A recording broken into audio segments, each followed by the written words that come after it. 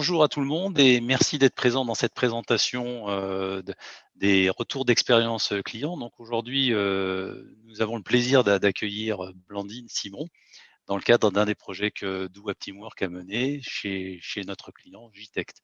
Blandine, je te laisse la parole.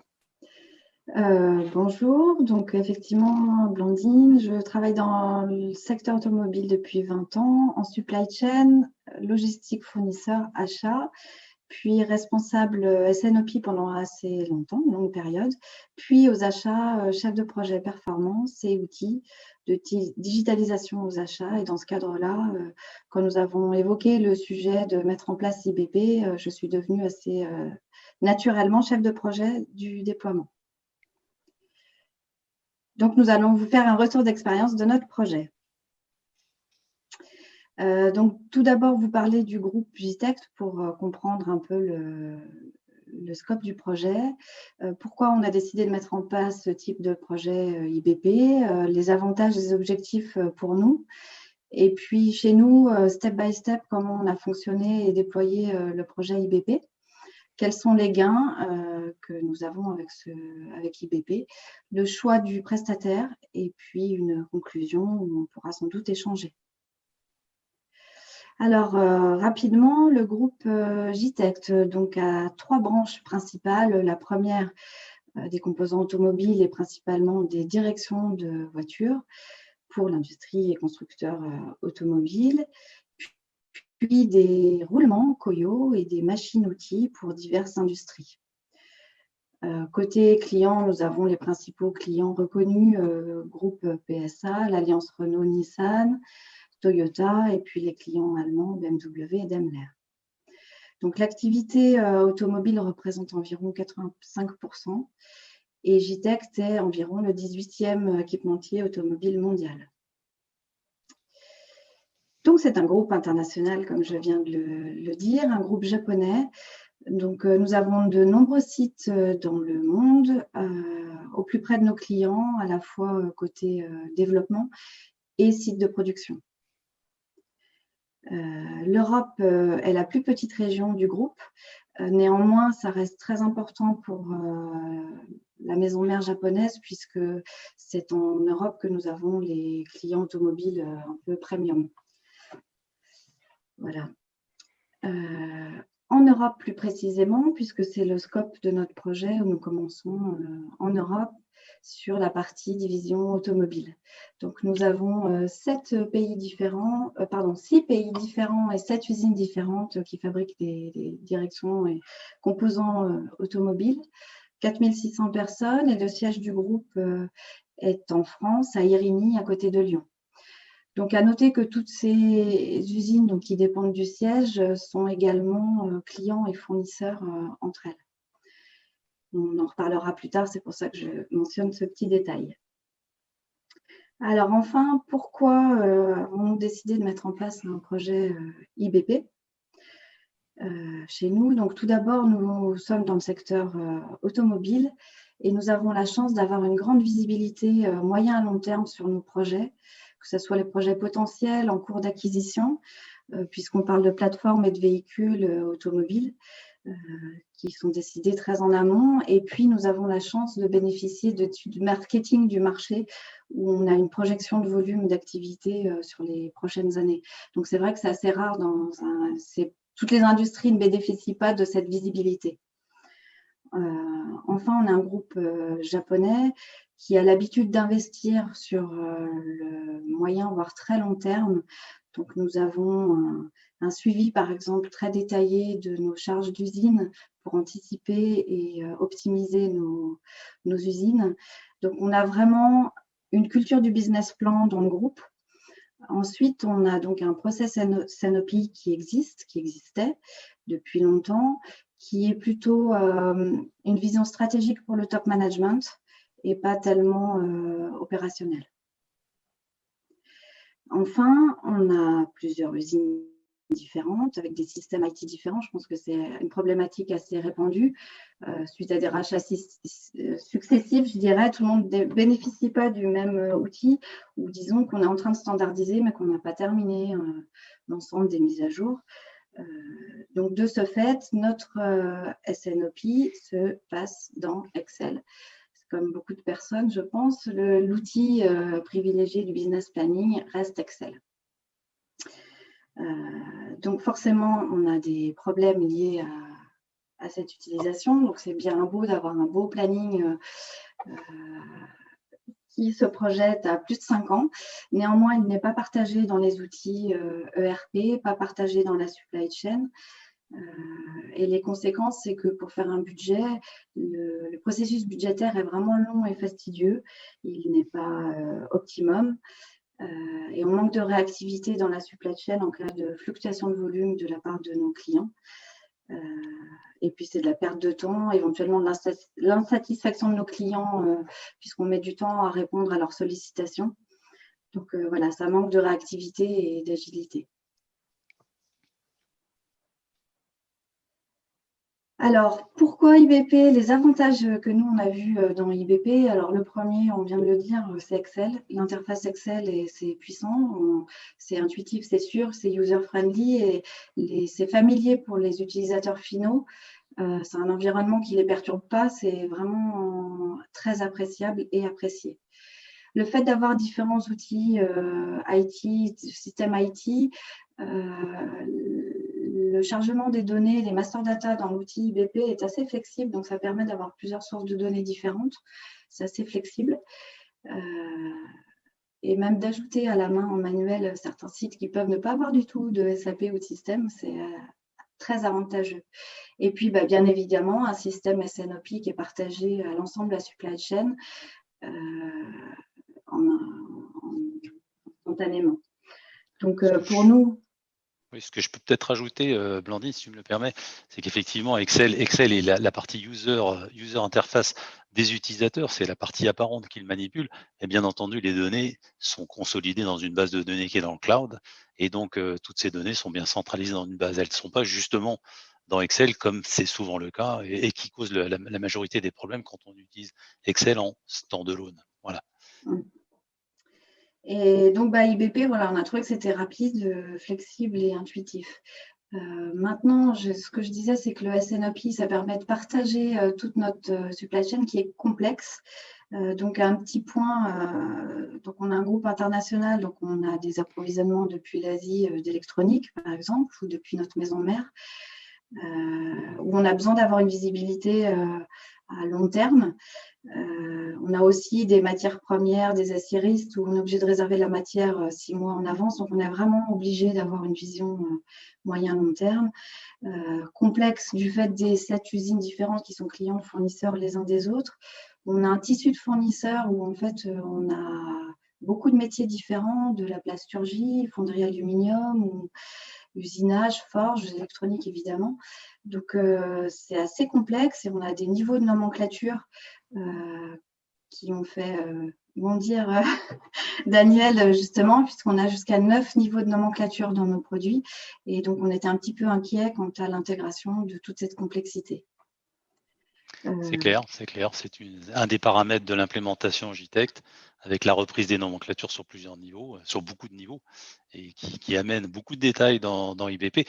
Mais quelque part également, ça permet d'utiliser la performance d'IBP. Alors, c'est un petit peu petite virgule commerciale, mais IBP étant basé sur une base de données ANA, ça nous permet effectivement de charger énormément de détails et pour autant de travailler quand même à des niveaux agrégés, ce que vous faites.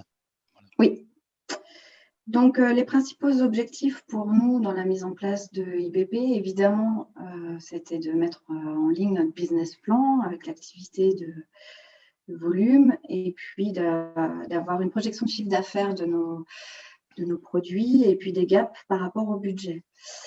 C'était également d'avoir un supply planning, donc côté achat en quantité et en chiffre d'affaires fournisseur, mais également des plans de production de toutes nos usines et également des inter-usines, des échanges, comme on vient de le mentionner.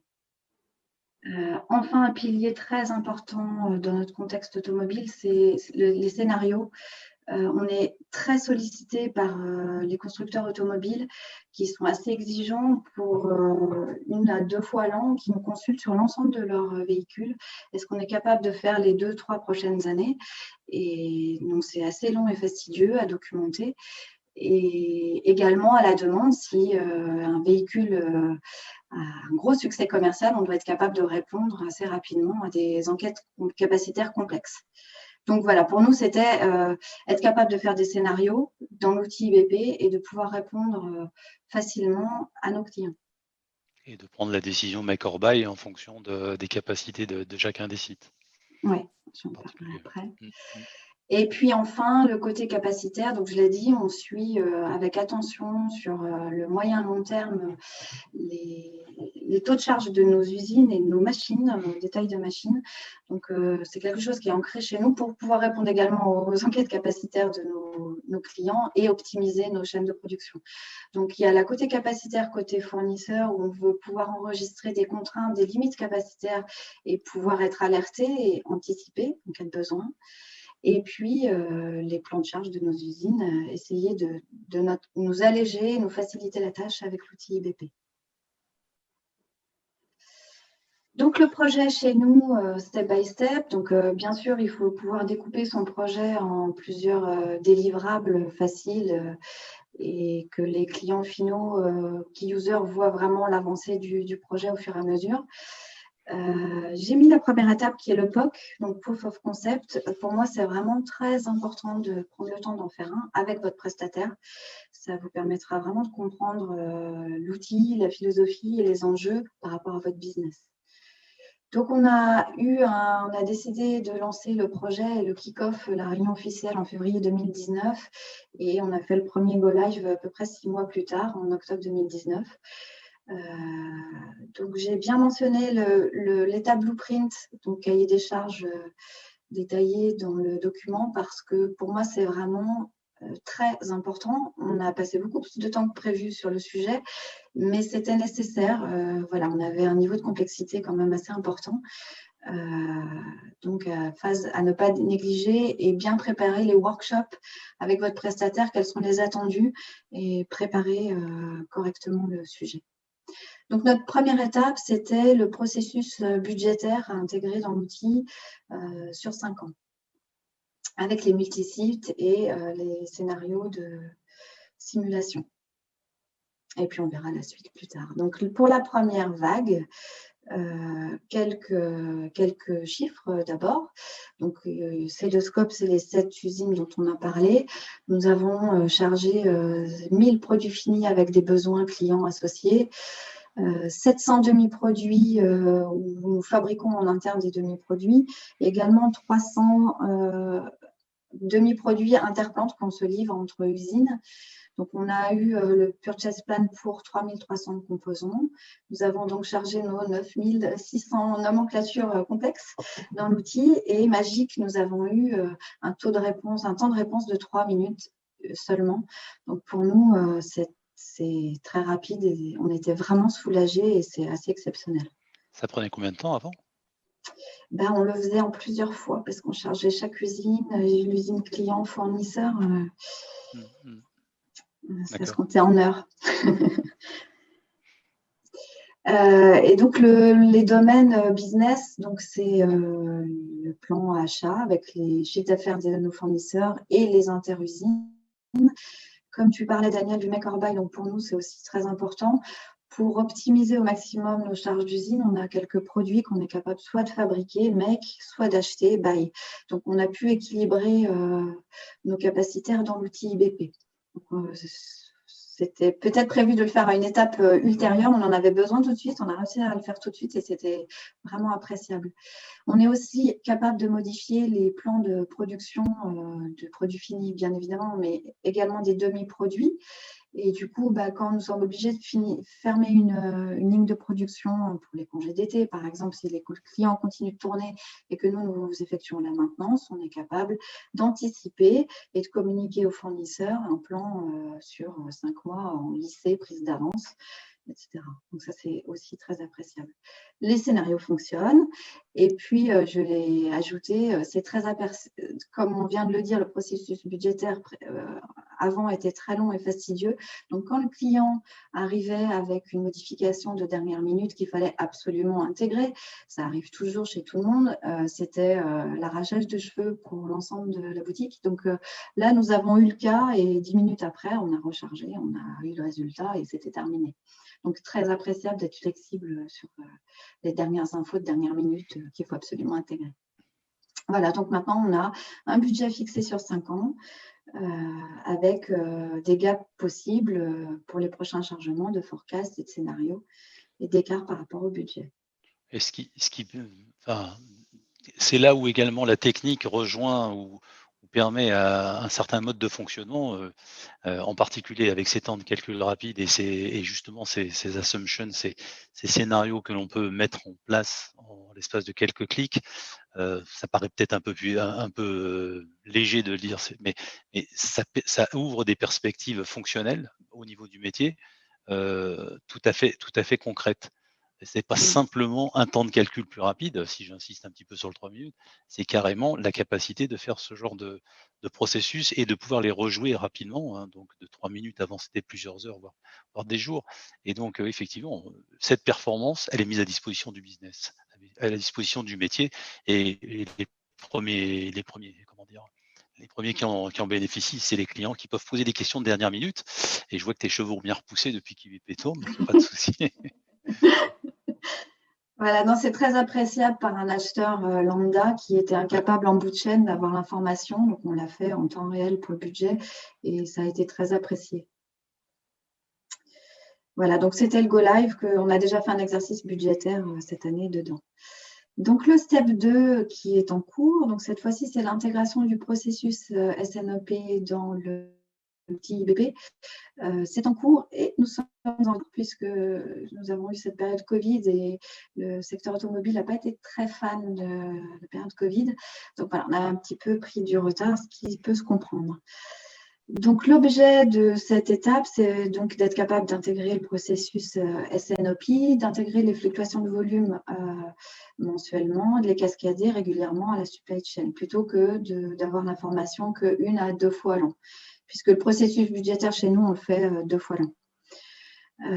Donc, on passe de la référence de produits finis à un niveau agrégé supérieur, c'est-à-dire une famille de produits. Et dans notre secteur, forcément, ça parle à tout le monde. On parle de plateformes et de voitures, de clients.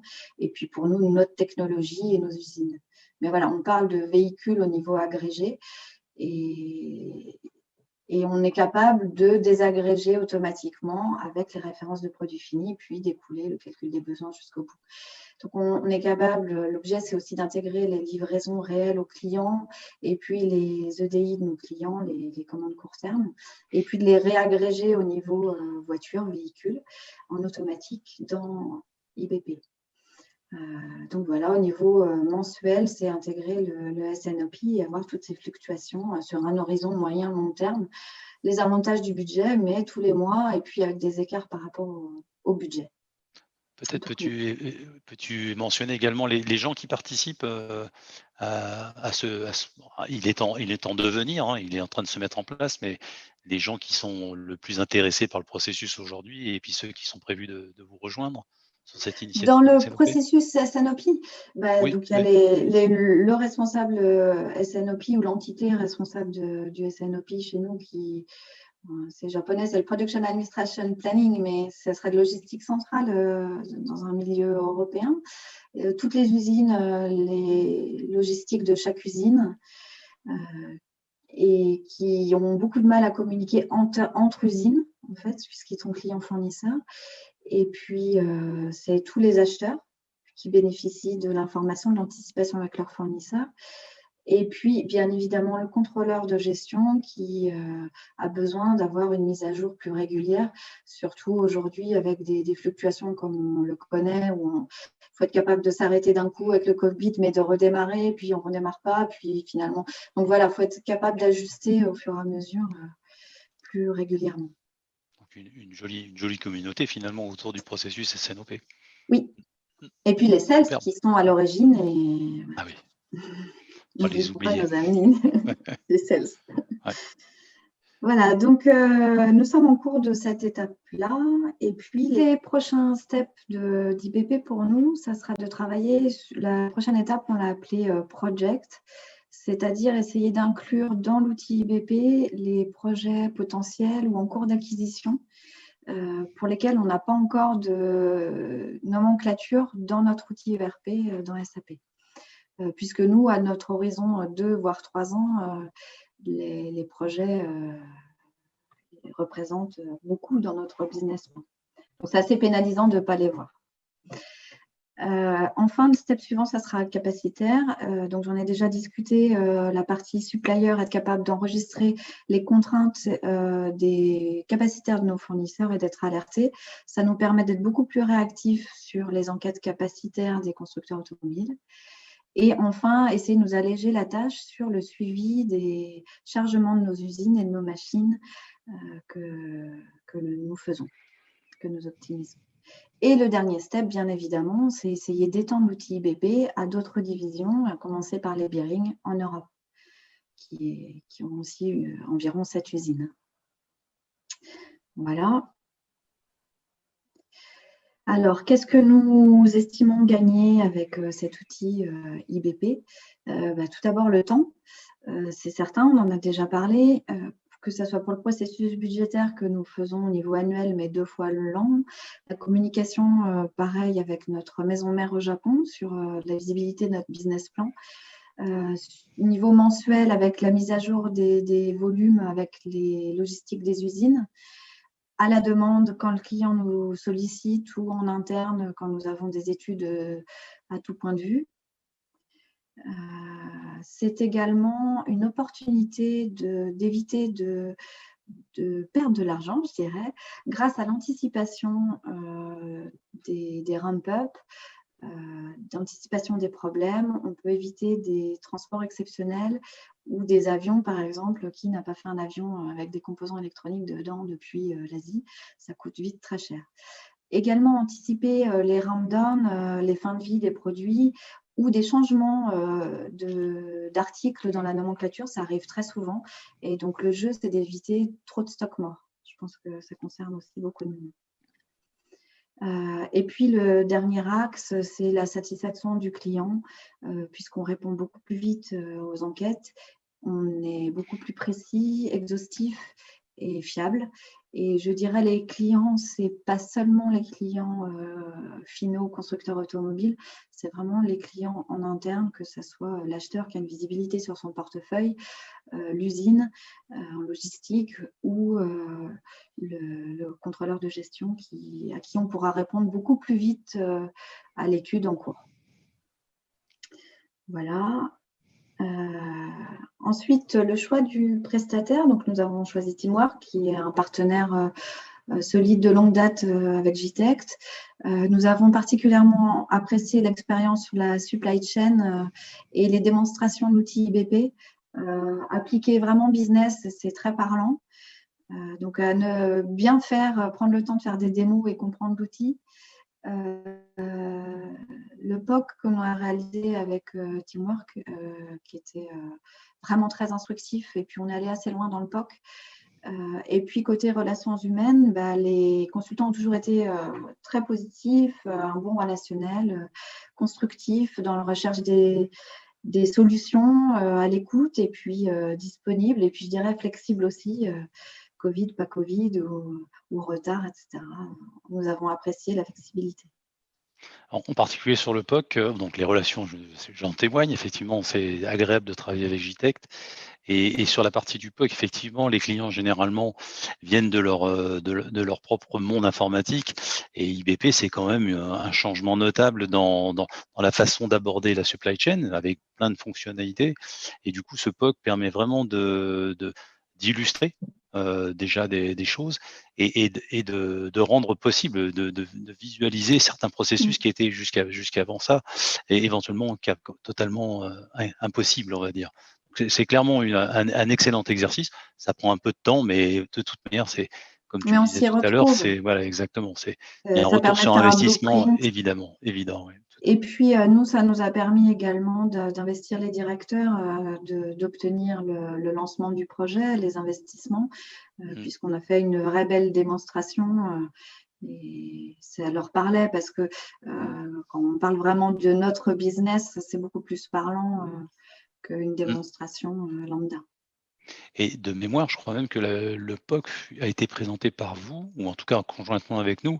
C'est-à-dire que vous avez vraiment été impliqué dans la construction du POC Ah et oui, sa oui, oui. présentation au business, ce qui est parfait. C'est pas juste une démo commerciale, c'est vraiment une illustration de, Vous dans aviez votre pris le cas, temps ouais, ouais. de faire une vraie démonstration avec tous les business métiers. Ah oui, Par je me contre, c'est souviens, nous ouais. qui avions réalisé le POC en interne avec les directeurs et Voilà.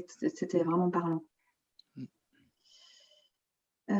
Donc, il est venu le temps de la conclusion. Je voulais revenir sur quelques points importants, puis ensuite, vous aurez peut-être quelques questions.